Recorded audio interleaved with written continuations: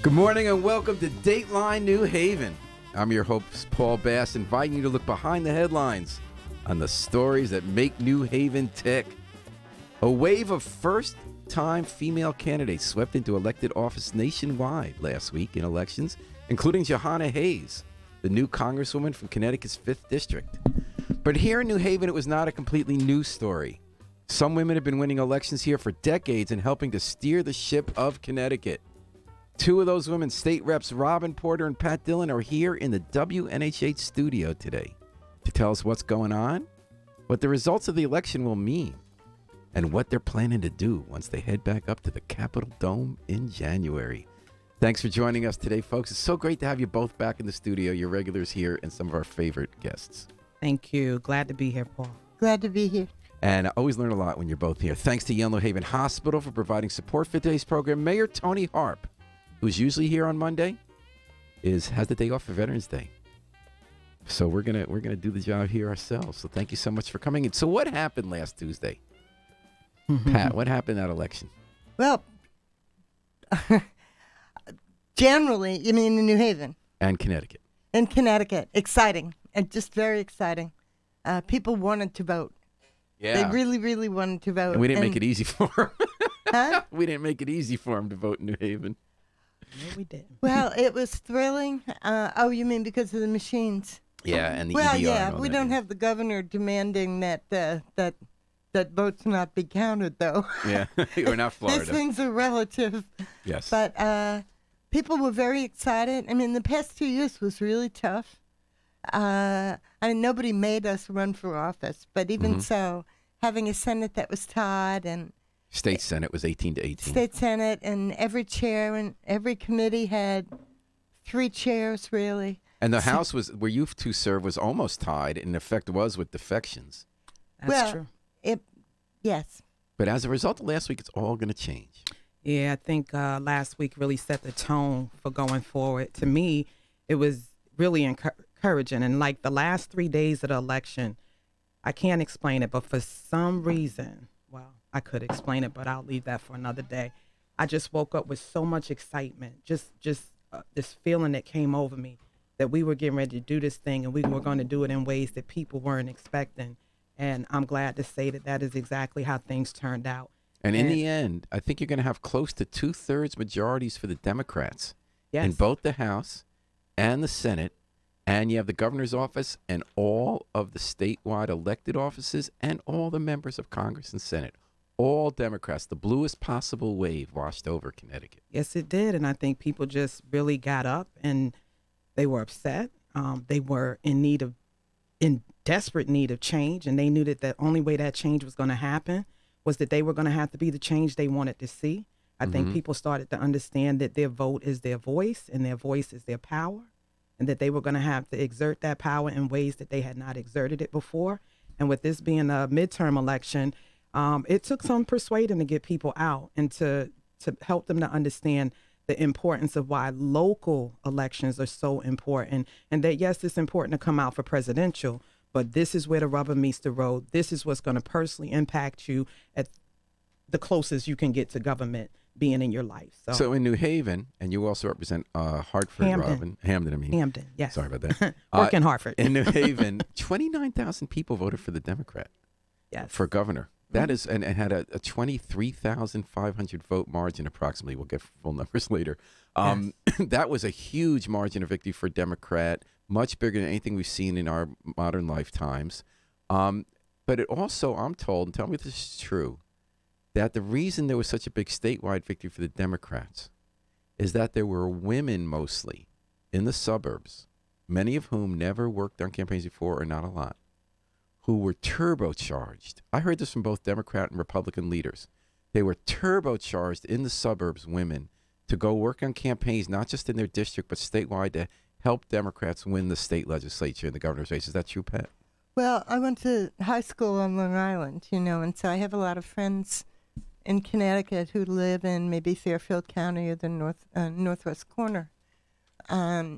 So that aside from people that I know through politics, I have a lot of personal friends all over the place and family.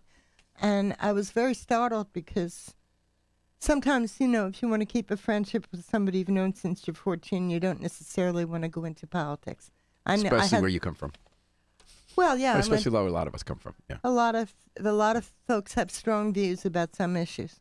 And what was amazing to me was being approached at parties that were not related to politics by women who asked me if I was involved in politics, and they wanted me to know they were going for Democrats. And they told me, you know, certain Senate Republicans were going to lose. And it's hard to say what one thing is. What a couple of women mentioned to me very, very intensely, and I was sharing with Robyn outside, was guns.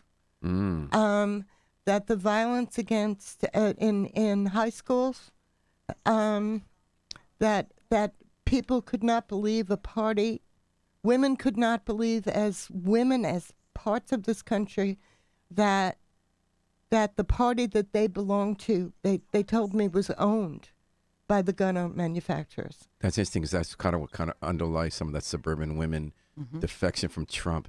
And, you know, it's also... Well, I can't claim that that's the whole thing.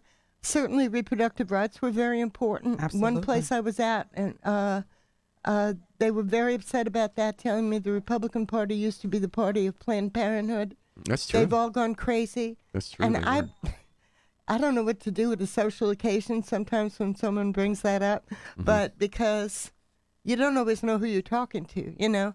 But in the 2 weeks, really starting Labor Day, but it really got intense. I had a feeling in my own, town that there was this fever taking over. Your hometown. You can't.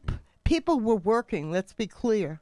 The candidates that won, that are new candidates, were great. And they especially like in Westport, Tony Boucher's been there for a long time. Republican state 22 senator. years. Len Suzio and Meriden got beaten. I mean, this was Tony a wave. is an amazing. Tony is a Hoya mom. Her son was a classmate of my son's at Georgetown.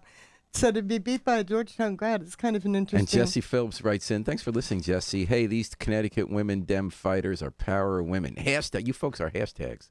You are power women. Yeah. So Robyn Porter, in addition to the people Pat talking about, those suburban women who might have voted Republican in the past who didn't, there are also women who their whole lives might have voted Republican and felt they needed to get out in this election, not only where they live, but to work. So last night I was having dinner with an old friend of mine who had lived in Maine for many years, came back to Connecticut, spent her whole life, involved in social issues and social change and action.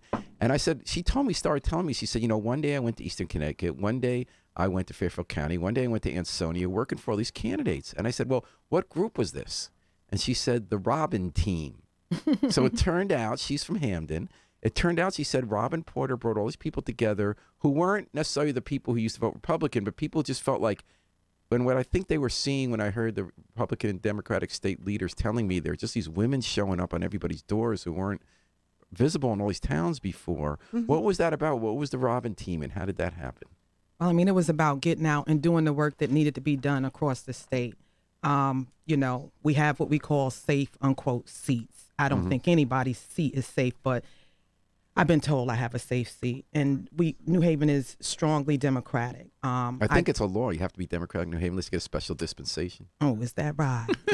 Well, because I had some flexibility in being on the doors and not having to be as intensely on the doors as other people who were being challenged, I took it upon myself and gathered people that were also interested, had like minds, like values, that felt that, we needed to get out there and inspire and encourage people and to give people hope, because people had pretty much lost hope, not just in the Democratic Party, in politics in general. And they were tired of the bickering and the fighting. And I thought the way to combat that was to actually take everyday people, right?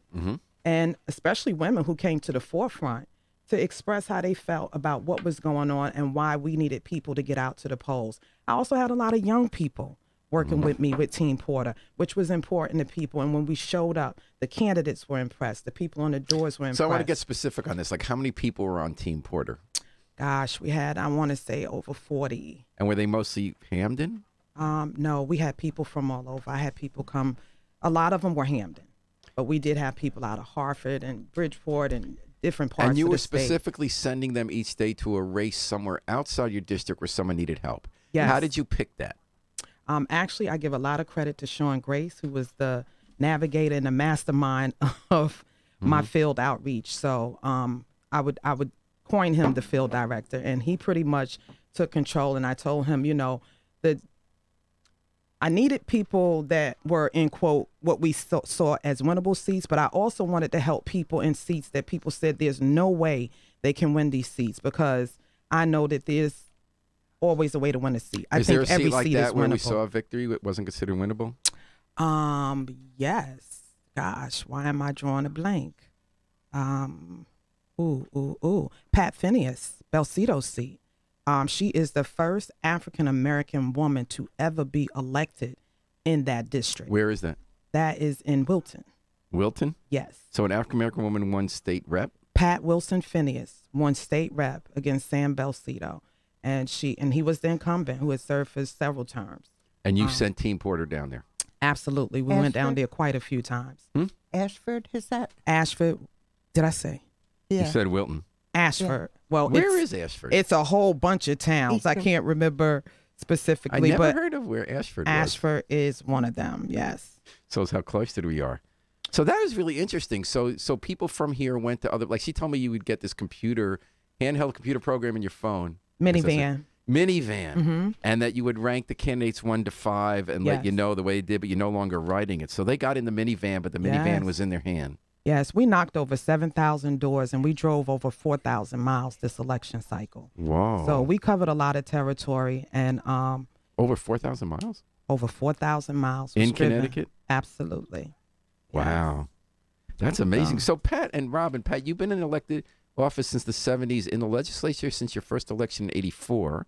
Robyn, I believe, were you 2013, your first election? I was sworn in April 28, 2014. Now, have you already seen changes? Like minivan's a big change. Yes. Like how recently was it that you have everyday people going out with tapping into a computer database to instantly get you info on which voters you can bring to the poll? How recent is that?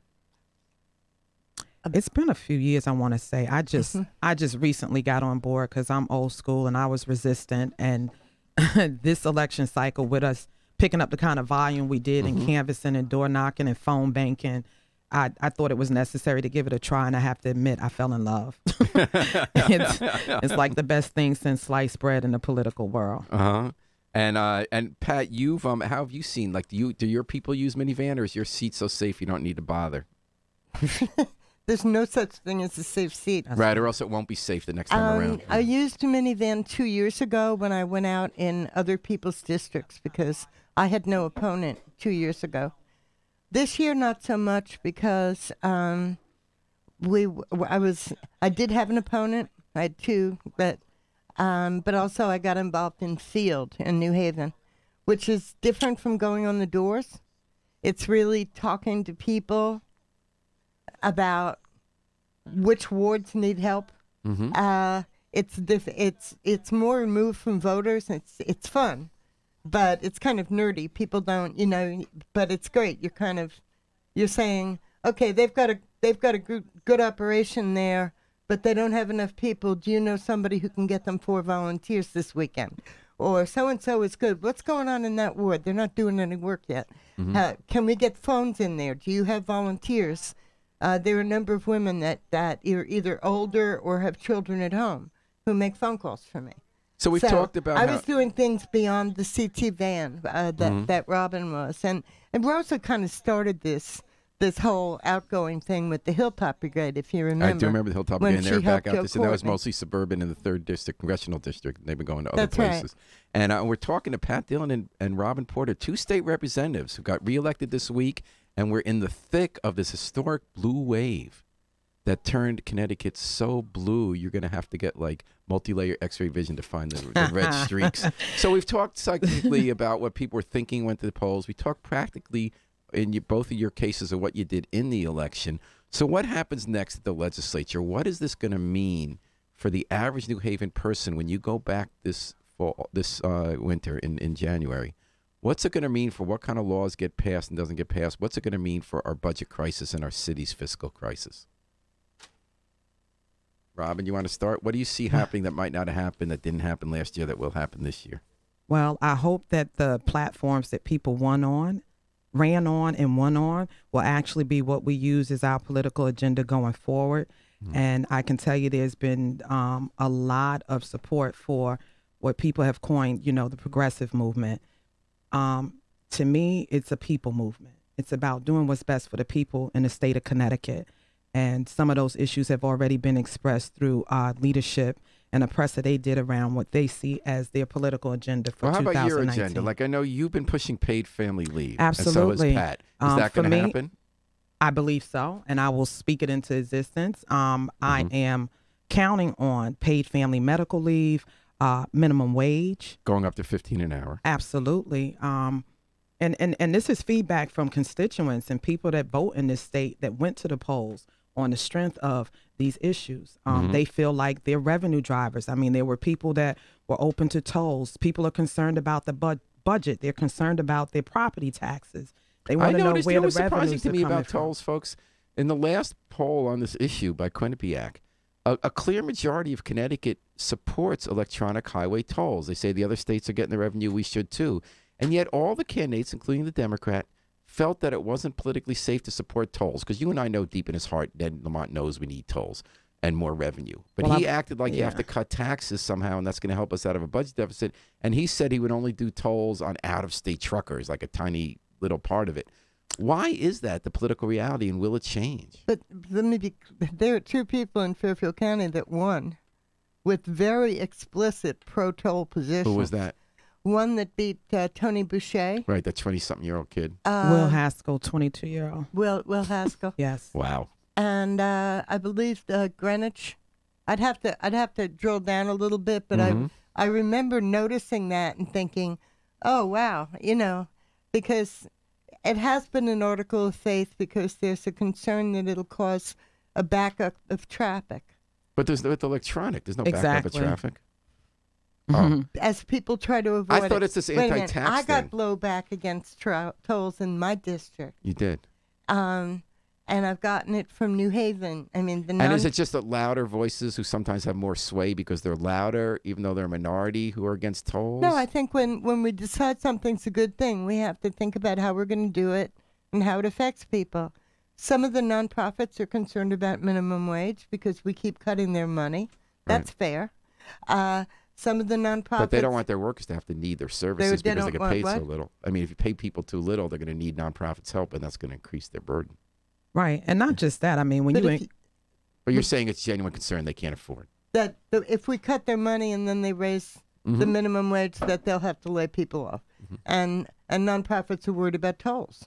And small businesses, and a number of small businesses have asked me about But I mean, tolls. my argument to that, Paul, is that is already happening. We have nonprofits right here in the city of New Haven that are complaining because they have been cut in the budget year after year, and they can't afford to keep the employees staffed at the capacity that they currently have. And over the years, they have diminished their staff. So I mean, it's damned if you do, damned if you don't, right? But I think the thing that should really drive us around these issues is long term. And I think sometimes Democrats have been very short term in their vision. We need a long term vision. We need a long term goal. And yes, change is painful. It's amazing how, you want the latest phone out. You want the newest car, so some new things are good. But when we talk about new things in the way of changing what the minimum wage is, or actually providing paid family medical leave for families so that they don't have to choose between taking care of an ill parent or a dying family member or going to work. Those are just choices that shouldn't have to be. I think it's fair to say, and tell me if I'm wrong, paid family leave and minimum wage you said first. And I think it's pretty clear that there's a consensus in the Democratic Party that can happen. What about tolls? Is that going to happen? Because your governor candidate wimped out on all taxation and all new revenue. Do you believe that tolls will happen this term? I do. And I think that as we educate people and as we go along with a strategy that is inclusive and keeps people in tune to what's going on, people will feel more secure in making that decision.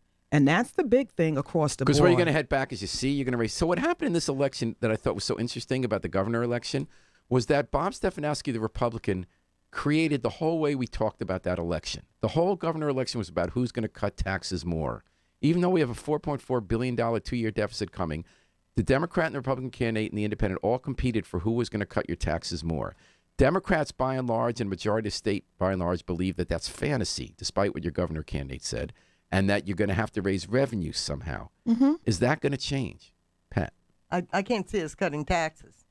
If that's what you're saying. I mean, I'm not on board for that at all. And how about, were you willing to take the heat from anti-tax people the way that your governor candidate wasn't willing to stand up to in the general election? Well, are you willing to take, do you think that Democrats will have the backbone to say, yes, we have a financial problem. Yes, God forbid, maybe we'll have to rich people have to pay more tax. If you're not going to do that, we are going to do tolls. Do you think they're going to get the backbone? I think people, I mean, let's say with the tolls, we have relied on the gas tax.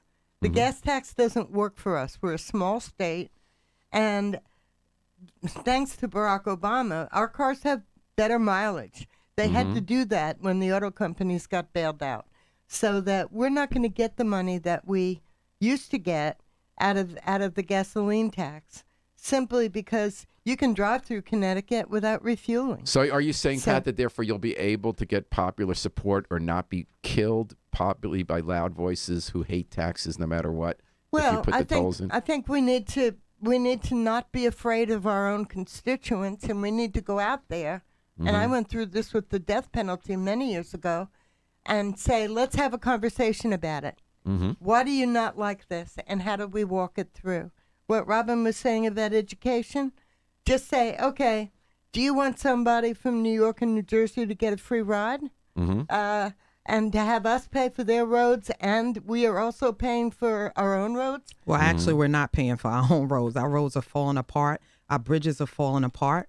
I can remember a couple of years doing a tour and looking at some of these bridges, and I was terrified, and it still terrifies me at the thought that we cross these bridges daily, multiple times, and that, God forbid, and we can cry about taxes, but taxes is an investment. As far as I'm concerned, you should be proud to pay taxes. What disturbs me is that the tax burden is balanced on the backs of working and middle class people, and that the people in this state that can afford to pay the taxes are not paying the taxes. So what the Republicans say is too many rich people will leave if you raise the taxes. That's not true. We're growing billionaires in this state. Yeah. All people have to do is the homework. And that's the one thing I will encourage people to do. Be a Berean. Do the research. Search it out, because a lot of what you hear is straight rhetoric, and it's sound bites, and it sounds good. It's the thing that makes you feel good. But we all know everything that makes you feel good ain't good for you. And then the two of you have also, along with the rest of the New Haven delegation, been in support of legalizing recreational use of marijuana. Does this have new life now? I would hope so. I am still in strong support of legalization of marijuana. And it's not just for the revenue that it would bring. It's more so for the social justice it would bring for me, because it has totally had a disproportionate impact on communities of color, especially Black communities. And when we look at who's in jail for those charges, Black and brown people outnumber. And it's a waste of tax dollars to house people at over $50,000 a year, okay? When we could be sending people to college, we could be sending people to trade schools, that we could be building a workforce to handle what we saw happen when GE left. So how likely is this compared to, like, we felt, tell me if I'm wrong, we feel that paid family leave and minimum wage are likely now. Tolls are possible now. No, you don't think so? No, I think that tolls ought to be more likely. No, we know that you believe they should be. I'm saying, I'm trying to look at this hardcore. Do you folks seem to be saying, and I agree with you, that paid family leave and minimum wage can happen now with this majority? Yes. You seem to be saying, unless I'm wrong, that while you very much want tolls, you're saying it can happen. You're not saying it will happen. Well, correct? The experience I had out on the doors tells me that tolls can happen. And even in my district, because when it was all said and done, I still knocked in my district. I was around the state, but I did some knocking in my district. And the feedback in New Haven and Southern Hampden is that we need all of that. We want paid family medical leave. We want a minimum wage at 15. And how likely is marijuana? We want tolls. We want marijuana. And I'm speaking for my district and some of the doors that I knocked. And these were not just urban districts. The thing that amazed me about the suburban women and the way they came out is because the uniqueness that women bring to politics, right? Yeah. We're much more open, right? We negotiate different. And even though there are different styles of negotiation, I think the one thing that women have in common is that a lot of our money gets spent on our families and our communities, and we are engaged in ways that men are not. And that puts us closer to the ground, closer to the issues, and it brings a better and a clearer perspective. So that's why I think we saw a lot of the suburban women come out, and why we're going to see a lot of the people that came into office in Connecticut supporting these issues, because they actually ran on these issues and gained support for these issues. And you're hearing that on Dateline New Haven at WNHH-FM, your home for community radio at 103.5, live streamed at newhavenindependent.org. We have New Haven State Reps Pat Dillon and Robyn Porter in the NHA studio talking about the blue wave that they helped wash over Connecticut last week and what's going to happen up in Hartford. Before I move on for the subject of specific issues, the big elephant in the room, as opposed to little elephant. There are no little elephants, I guess, except baby elephants are also kind of big. The $4.4 billion projected deficit that we have for the next 2 years, partly, largely because of unfunded obligations for retirees, especially older pensioners, medical costs and pensions for those people, but also revenues haven't been coming in the way we want. And how are we going to do this? How are we going to do? No, because no one really spoke honestly. We can all say in the governor's race, no one really said anything real about how. I mean, Ned Lamont, who won, said that we're going to cut the business entity tax, which is going to throw us another $60 million in debt without even creating a single job. So how are we going to? You guys, now you two are going to be out there leading the fight of how we're going to deal with this. How are you going to deal with it? I think the first thing I want to say to address that, Paul, is that, I don't support the notion that pensions are to blame. Mm-hmm. For 40 years, this state turned its back on pensions and their responsibility, right, they didn't fund them. Yeah. Right, to fund, right? And I mean, it's what will happen if you don't pay your mortgage. You don't the get bill to stay came in due. that. We're not blaming the people who get the pensions, but the bill's there. Well, some people are blaming. They want to cut state employees. They want to shrink government. And, they want to cut spending. And like I said, these sound bites sound good. But if you understand what they mean, then you may not agree, because over 50% of our spending is subsidies that goes to cash assistance, food stamps, earned income tax credit, Husky A, Medicaid, Medicare. Let's go back to putting more money in people's pockets, giving them disposable income, putting them in a position where they can take care of themselves so they don't have to depend on state assistance. Okay, That's so that was the starting point. point, saying given that you don't agree with the cut everybody off government, cut their pensions, what is going to be the solution given that we had that 40-year not putting money into the pensions, and not just the pensions? We need to increase revenues. And that has been, you talk about the $4.4 billion being the elephant in the room. I think the elephant in the room is the fact that we won't talk about revenues. Mm-hmm. You don't get to balance your checkbook without revenues. You don't get to write a check if you don't have the money in the bank. And basically, that's what we've been doing for a very long time. And now it's caught up to us. And this is why it's been so hard to get out the hole. Because if you keep doing the same things, expecting different results, that's insanity. So what revenues? We've already talked about, tolls. We've talked about marijuana, not necessarily for the revenues. Where do you see the revenues coming? And then, Pat, I'm going to ask you the same question. I mean, I would have to give that some serious thought. That has not really been at the forefront of what's been going on these last few months in my life. Right. But what I am saying is that we need to take a more serious look at thinking outside of the box and how do we drive revenues. One proposal that's been in half of the Democratic Party, not accepted by the other half, is to raise the marginal tax rates on high earners over $500,000 a year from 6.99% to 7.5%. Now, not only Republicans, but even Democratic leaders like Martin Looney say that won't work because people will leave the state. Others say that's not true on balance, even though some people have left, other people have come in. Our neighboring states have the same tax rate, so it's not going to matter. And I think that I said that a little earlier, right? Yeah. I believe that We're should growing be billionaires. Yes. I believe that it should be done because it is the right thing to do, and it is the equitable thing to do. The more money you make, the more taxes you should pay. And if you don't want to, be true to your obligation around that, and you want to leave the state, I mean, they're going to leave the state regardless. Mm-hmm. I mean, it's the right thing to do. And we have to, like you said, you got wishbones and you got backbones. And I'm just tired of people wishing things were good and not having the backbone to do the things that would make things good. You can be deterred, but I mean, the right thing to do is to get it from the people that have it. And I think that the working class and the middle class have more than pay their fair share when it comes to taxes. Pat? I guess, first of all, I wouldn't go to revenue first. I think what we need to do is to sit down and work through the implications of the straitjacket that was put on us by the negotiating group last year. Because if we want to talk about raising money, I want to know where it's going to go. And it may very well go to bonded indebtedness because the mindset for the past few years, and certainly economic development policy, and I think Governor Malloy's criminal justice policy has been very good. His economic policy has been very often to chase high wage earners, to throw money at, financial institutions. Right, the first five, yeah.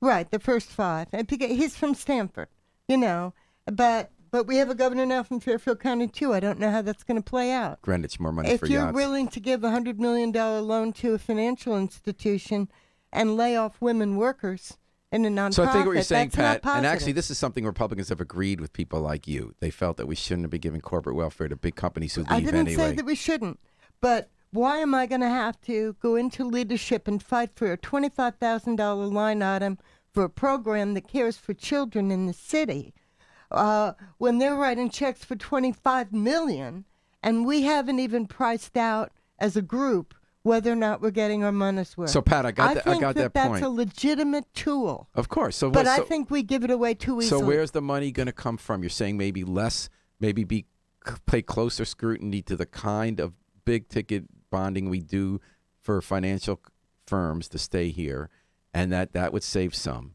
Where rather than that same kind of scrutiny to $25,000 for a program for low-income people in New Haven and moms and kids.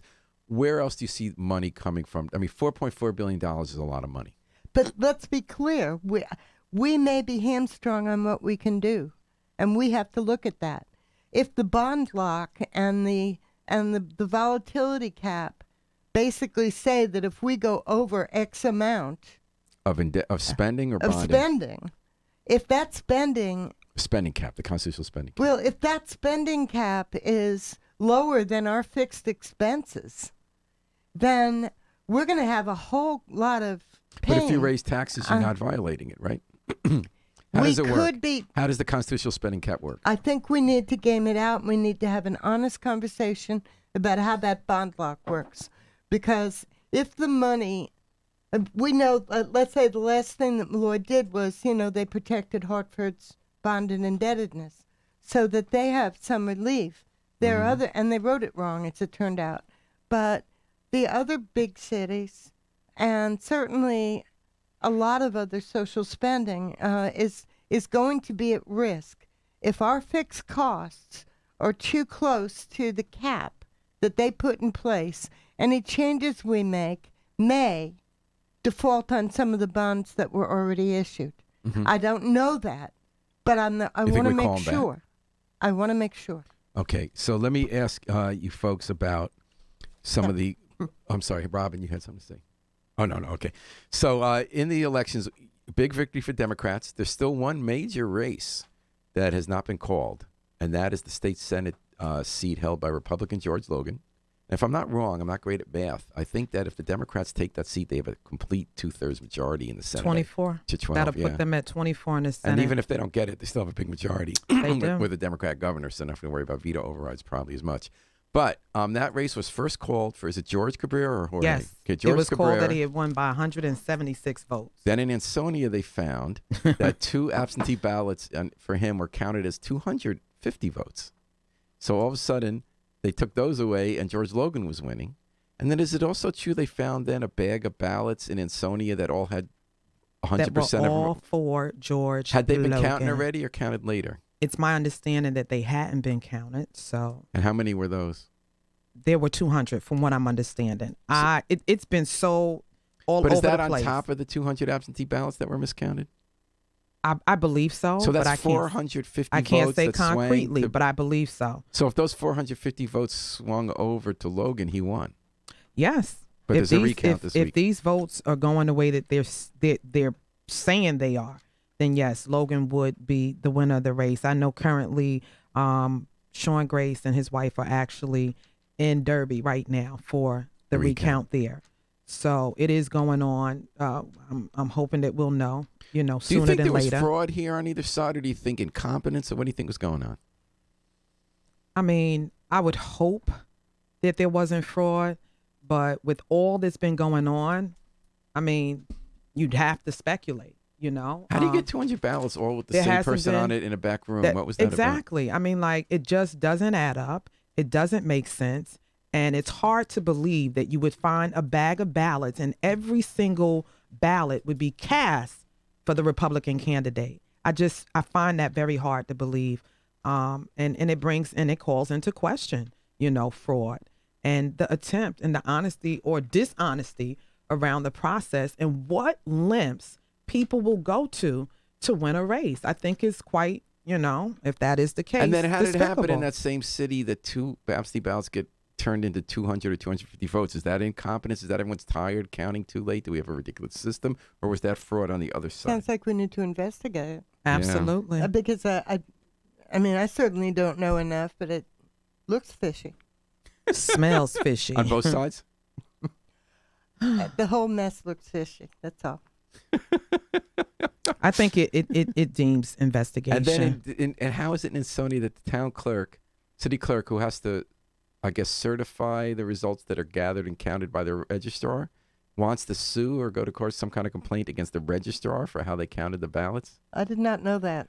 Yeah, that was in the Valley Independent I've Sentinel been the other watching day. Georgia, actually. Well, Georgia is interesting. Let's talk about Georgia. So Stacey Abrams, and I know I'm supposed to be unbiased, but I will say there was clearly a stolen election in Georgia. It started with the Secretary of State is running for governor, the Republican, takes 50,000 people off the rolls who are primarily black, and move polling places so it's harder to vote there. Took 60 black women, elders, off a bus so that they couldn't vote. I mean, how did they do that? What did they do? They were trying to get to a polling place to vote. They didn't need a reason, I guess, because it happened. What did they do? Was it police?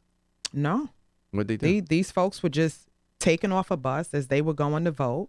I mean, we had people saying they're getting absentee ballots when they didn't request them, because I'm in contact with Senator Nan, who is a big head down in Georgia. Who took them off the bus? I'm not familiar with this. You didn't hear about the story? No, I didn't. Yeah. I'm not sure exactly who they were and what capacity they carried, but these people were elders. They were black. So even before the election started, started, they were taken off a bus as they were en route to vote. So even before the voting started, enough votes were stolen that it was much larger than the margin by which this guy's ahead. It's still possible with a recount when they count all the ballots that he'll be under 50% and there will be a second round. That's what they're saying. What else are you hearing?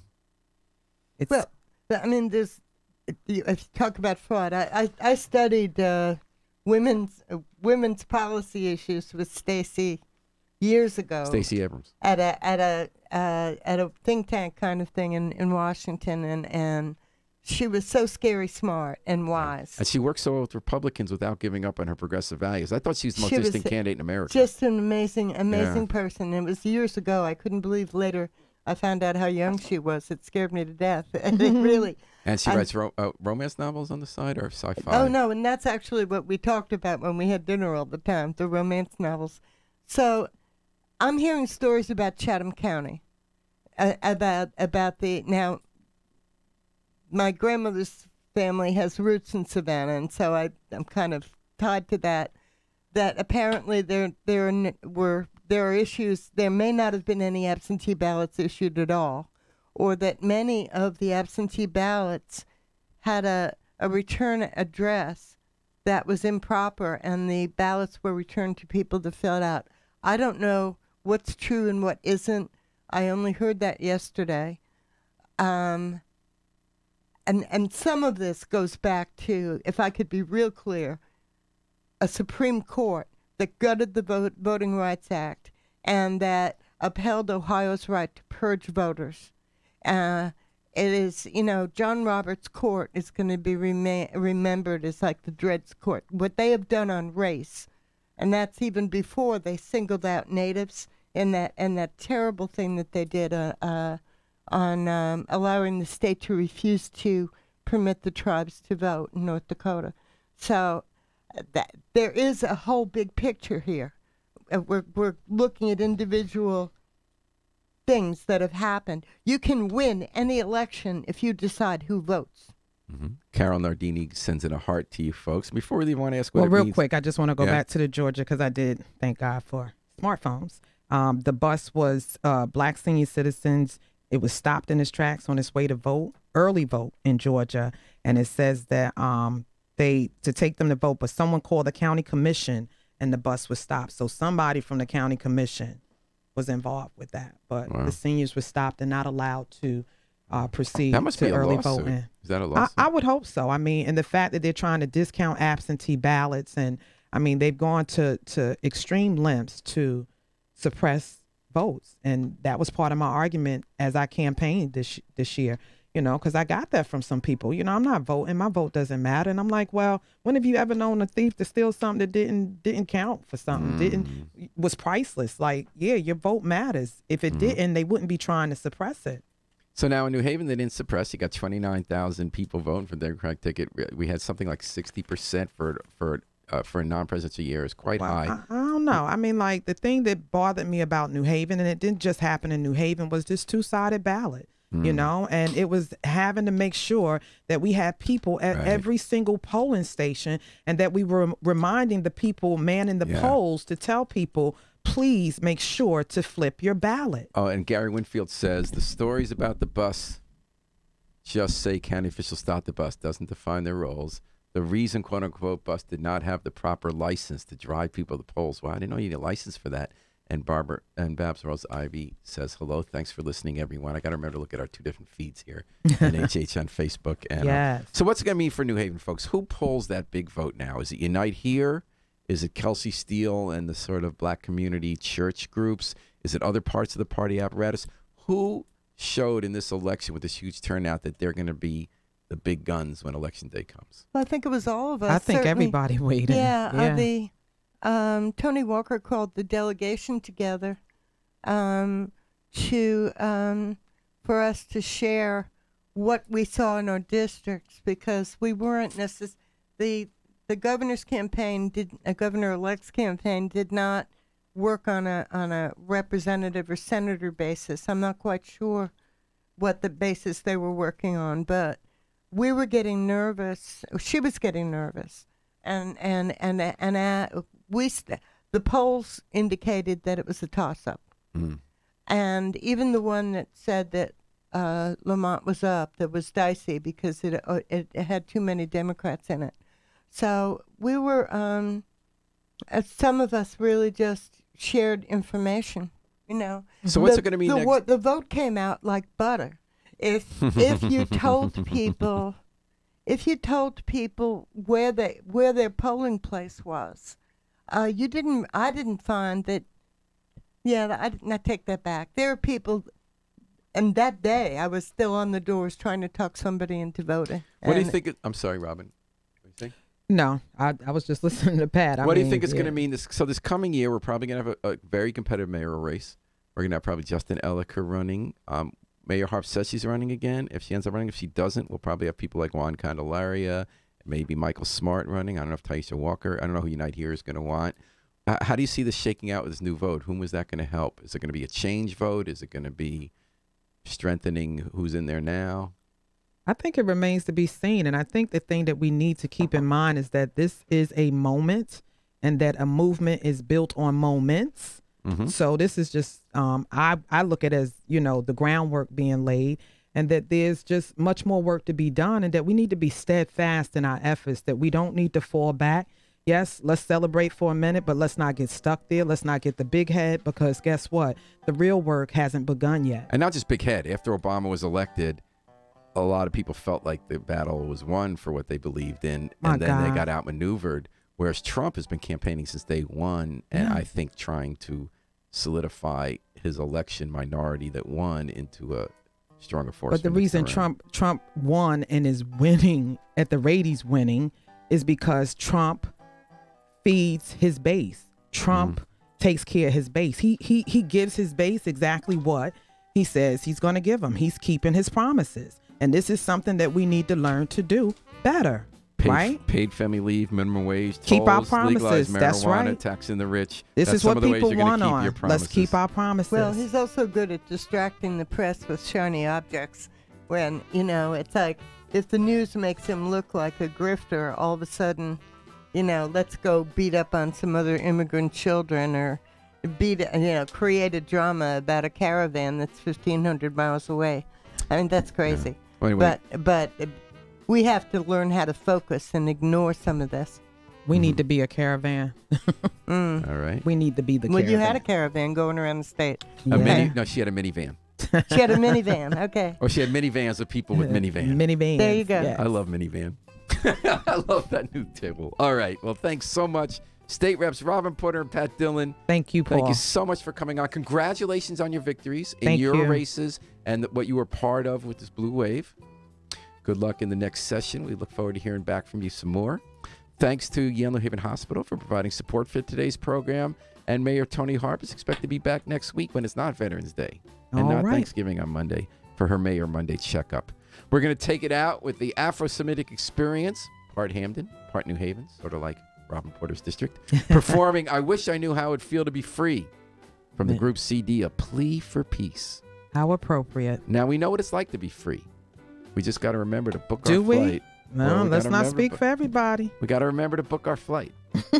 So you can fly free with us all day and all night here at WNHH, Gotcha. New Haven's home Thank you Fly. very much. for Good to be here. community radio.